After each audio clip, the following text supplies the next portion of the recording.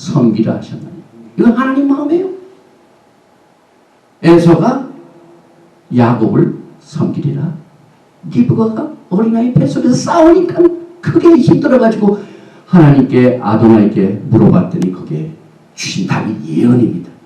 이것이 지금 중동 평화의 열쇠입니다. 그런데 로마서 9장 13절에 사도 바울은 더욱 강하게 나갑니다. 기록된 바 보라죠. 내가 야곱은 사랑하고 에서는 미워했다 하신 것 같아요. 이거 우리가 어떻게 할 수가 없어요. 우리 토기자니까 한 그릇은 궁중에 귀한 그릇을 쓰임받고 한 그릇은 저 변을 받아내는 그릇으로 쓰는데 요한 단지 변이 왜 나는 이 더러운 것을 담는 그릇을 씁니까? 어떤 그릇은 그냥 막 그 대통령 그 백악관이나 저희 청와가 돼서 그냥 진찬을 보내는데 그 아름다운 그 거기서 썼는데 왜 나를 위합니까? 하나님 마음이죠. 내가 사랑할 자를 사랑하고 내가 미워할 자를 미워하는데 토기장이 자기가 창조하는 사람 마음입니다. 여러분. 이 하나님의 정권 앞에 우리는 무릎을 꿇어야 돼요. 그래서 여기 이 족속이 저 족속보다 강했고 이 두 족속이 어느 족속이 더 강하다는 것은 지금 확신은 알 수 없지만은 한 가지 분명합니다. 절대로 에서와 야곱은 동시에 강할 수가 없다. 에서가 강할 때는 야곱이 약하고 야곱이 강할 때는 에서가 약해지고 mutually exclusive. 동시에 둘이 강해질 수가 없어요. 중동의 사건을 알 수가 있습니다. 그 조그만 땅을 뺏어 먹으려고 21개의 아랍 군대 땅이 얼마나 큽니까 여러분. 인구도 많고 기름도 많이 나고 그런데 그 작은 땅을 못 뺏어 먹어가지고 그러니까 큰 한쪽이 크면 한쪽이 약하고 그런데 언제 이스라엘이 햇빛을 보냐면은 메시아가 오셔서 거기에 메시아 왕국을 세우시는 날 그때는 한쪽이 찌그러집니다. 그러니까 둘 다 강성할 수가 없어요. 또 큰 자는 어린 자를 섬기라. 이건 확실합니다. 뭐 추측할 필요도 없어요. 막 분명합니다. 모호하거나 불명령한 것이 없습니다. 그래서 레베카는 이 예언을 듣고 처음부터 분명히 처음 나온 그 에서가 야곱을 섬길 것이다 하는 것을 믿었습니다.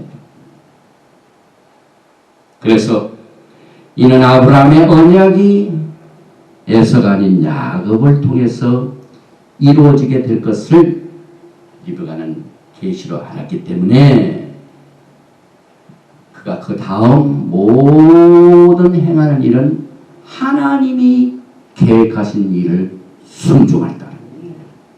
이게 얼마나 중요하죠. 우리가 보기에는요, 뭐 악을 행하는 것 같고 속이는 것 같고는 같지만은요, 하나님의 계획 앞에 순종하는 것은 하나님께 인정을 받는 일이요, 하나님께서 영광을 받으시는 일입니다.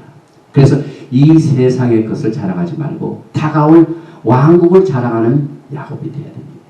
그래서 창세기 25장 24절에 그 이제 야곱이 본격적으로 나옵니다.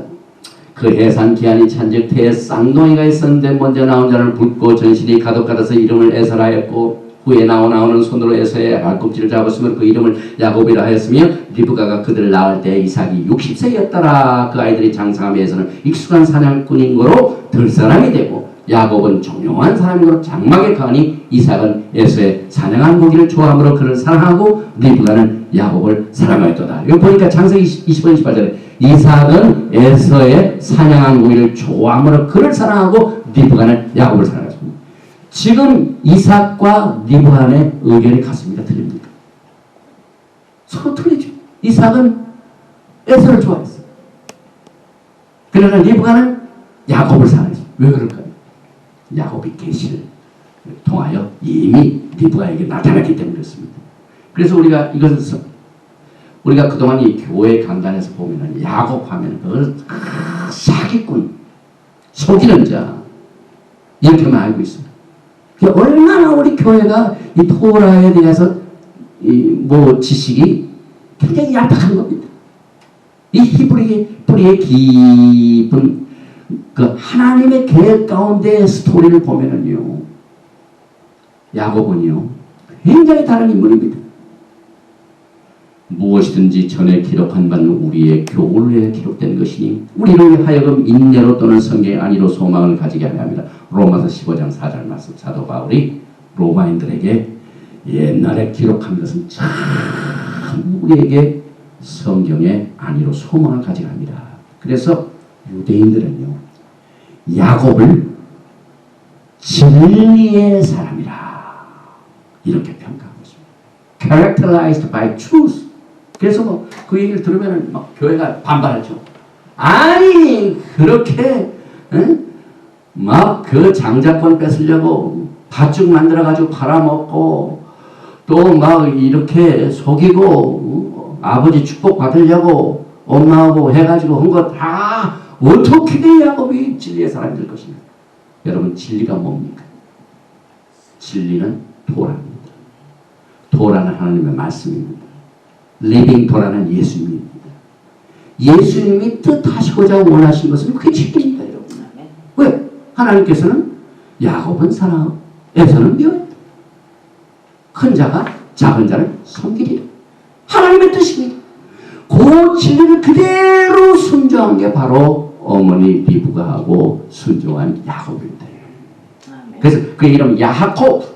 이건 뒤꿈치를 잡은 자. 막 나올 적에 막 먼저 나오려고 해가지고, 왜냐면 하나님이 자기를 사랑하니까 내가 장작만 가져야 된다 해가지고 막 나오려다가 실패하긴 했죠. 그래서 나올 때 뒤꿈치를 잡으려고 나와서 그 야하고 서플랜터 이라는 장작권을 뺏었거든요. 우리의 인간적인 면에서 야곱이 에서로부터 장작권을 빼었지만 하나님의 뜻 가운데서는 그게 옳습니다. 왜? 하나님께서는 아브라함을 통하여 이삭에게, 이삭을 통하여 야곱에게 아브라함의 언약을 원하셨기 때문에 그렇습니다. 그런데 야곱과 어머니 리브가는 그걸 순종한 겁니다, 여러분. 우리 인간적인 면에서 어떻게 보면 속임자, 사기꾼. 우리 예수님은 얼마나 이 땅에서 진리를 전하셨건만 사람들로 하여금 멸시를 당하셨습니다. 그렇기 때문에 여러분, 우리가 이 토라 훈련을 통하면 하나님의 뜻이 참 깨달아옵니다. 성경을 깨닫게 됩니다. 예수님을 알게 됩니다. 하나님의 어떤 분이신가를 비로소 토라를 깊이 깨닫게 나옵니다. 그래서 창세기 27장 36절에 에서가 야곱이 속이는 자라고 했기 때문에 우리 모두가 다 에서 편이 들어가지고 교회에서 야곱은 사기꾼이라고 해요. 왜냐하면 에서가 따를 때 그 이름을 야곱이라 하면 합당치 아니하니까. 야곱이라면 하나님이 주셨는데 그거 합당치 않다고 인간이 하나님 주셔서 합당치 않다고 선언합니다. 그래서 그가 나를 속임이 이것이 두 번째이니 전에는 나의 장자의 명물을 빼앗고 이제는 내 복을 빼앗나이다. 또 그러되 아버지께서 나를 위하여 빈복을 남기지 아니하셨나이까 하고, 그것은 인간의 뜻이죠. 인간의 뜻이죠. 하나님의 뜻이 아닙니다. 그래서 뱃속에서부터 야곱은 하나님에 의하여 그의 형 장자의 명분을 빼앗는 운명을 가지고 태어났습니다. 여러분, 왜 팔꿈치를 잡았습니까? 하나님이 나에게 장자의 명분을 주셨으니까 에서가 먼저 나가면 안 되지, 내가 먼저 나가야지 하고 하나님이 주신 장자권을 끝까지 유지하려고 노력하다가 뒤늦게 나왔지만 나중에 거꾸로 되지 않습니까, 여러분? 그래서 과거의 고대 장자권, 고대 중동의 장자권 굉장히 중요하죠. 그래서 또 토라에 보면은 장자는 더블 포션입니다. 더블 포션, 축복이. 그래서 굉장히 중요합니다. 그런데 이 장세기에서 나오는 이 장자권은 아브라함의 복을 누가 이어가느냐에게 정점이 있습니다. 여러분, 아브라함의 복이 있는데 사람들이 다 다른 것이 좋다고 하는데 아브라함 복을 지금 뺏기는데 여러분 가만히 계시겠습니까? 천국은 침노하는 자다. 침노해야 돼. 분명히 있습니다. 그래서 야곱이 떡과 팥죽을 에서에게 주매 에서가 먹으며 마시고 일어나서 갔으니 에서가 장자의 명을 경홀히 여김이었더라. 이 장면 보세요.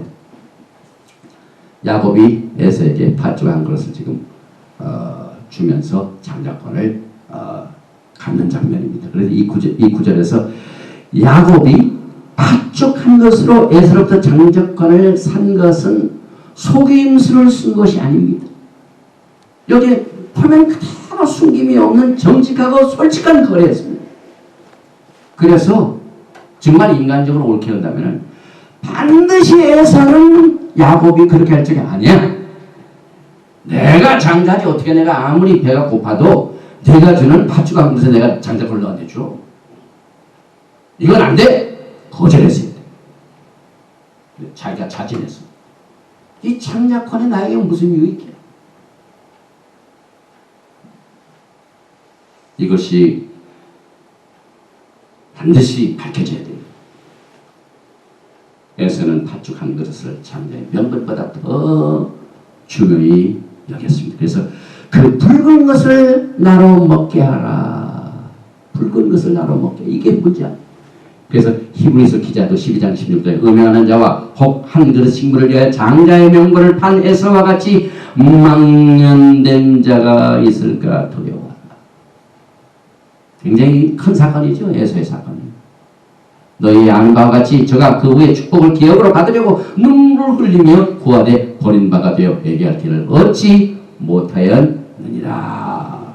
그래서 예수님을 따르는 모든 우리 믿는 자는 다 에서의 자손이 아니라 야곱의 족속입니다. 여러분. 나중에 이제 666 시스템이 바로 뭡니다. 에서의 테스트에 합격하느냐 불합격하느냐. 그래서 사거나 팔거나 먹으려고 666 시스템을 받았다 하면 그 사람은 풀무불에 던져집니다. 그러나 하나님이 아브라함을 통해 나에게 준 그 장자권 그 복을 내가 끝까지 666 시스템보다 내가 그게 더 중요하다. 목숨 내놓으면 그 사람은 삽니다. 마지막 때 에서의 테스트가 또 크게 작용을 합니다. 또 한 가지 볼 것은요. 창세기 26장 10절에 이삭이 그 땅에서 농사에 그 후에 100배나 얻었고 여호와께서 복을 주심으로 그 사람이 창대하고 왕성하며 마침내 거부가 되어 양과 소가 떼를 이루고 노복이 심히 많으므로 블레셋 사람이 그를 시기하여 여기 보면은요. 블레셋 사람들은 언제나 이삭을 시기했죠. 지금도 똑같아요. 블레셋 뭡니까? 팔레스타인. 팔레스타인이 지금 유대인들은 얼마나 시기하고 질투합니까? 그래서 그냥 테러 행위를 하는 겁니다.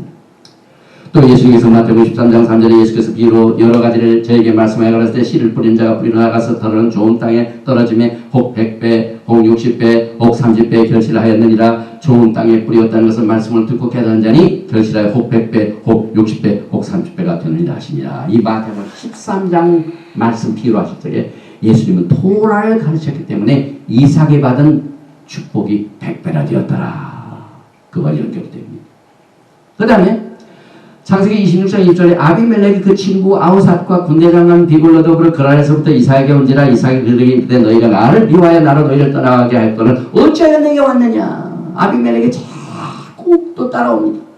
이삭이 저 머리 갔죠? 또 따라옵니다. 그때 그들이 가로되 여호와께서 너와 함께 계심 우리가 분명히 보았으므로 우리의 사이 곧 우리의 너희 사이에 맹세를 서 너와 계약을 맺으라 할 말하였노라. 너는 우리를 해하지 말라. 이는 우리가 너를 범하지 아니하고 선한 일만 내게 행하며 서로 평안히 가게 하였음이니라. 이제 너는 여호와께 복을 받은 자니라. 이게 거꾸로 될 겁니다. 팔레스타인이 유대인들을 향하여 야 너희 아브라함의 하나님 이삭의 하나님 야곱의 하나님이 진짜 너에게 복을 주었구나. 우리하고 같이 좀 가까이 지내자 할 날이 곧 옵니다. 전부 예언책이에요. 팔레스타인이 아브라함의 자손을 찾으며 여호와께서 이스라엘과 분명히 함께 계심을 보고 평강을 찾는 메시아 왕국 시대가 지금 눈앞에 다가오고 있습니다. 또 눈이 어두워가지고 이삭이 잘 보이지 않았죠. 창세기 27장 이삭의 나이 많은 눈이 어두워 잘 보지 못하더니 마다들이 에서를 불러가는데 내 아들아 하며 그가 가로되 내가 여기 있나이다. 이삭이 눈이 먼 것은 육신적인 눈뿐만 아니라 영적인 눈이 먼 것도 여기에서 말하고 있습니다. 그래서 이삭이 에서를 장자로 아브라함의 복을 받을 자로 결정한 것은 육신적인 눈먼 것뿐만 아니라 영적으로 어두워졌기 때문에 그렇습니다. 하나님께서는 분명히 야곱을 아브라함의 복을 이을 자로 정했기 때문에 그렇습니다. 그래서 땅을 기업으로 받는 언약을 보호하게 하여 아브라함이 이삭의 아내를 얻을